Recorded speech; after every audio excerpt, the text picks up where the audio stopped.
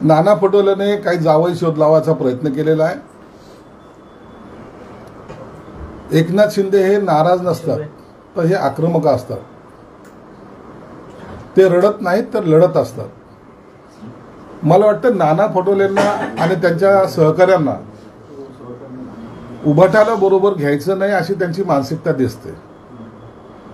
म्हणून उभाटाचा कार्यक्रम संपलाय की काय अशी शंका यायला तर जागा आहे।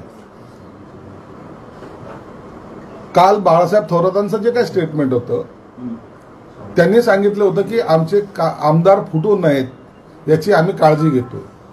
म्हणून मुळात काँग्रेसमध्येच एक वाक्यता नाहीये।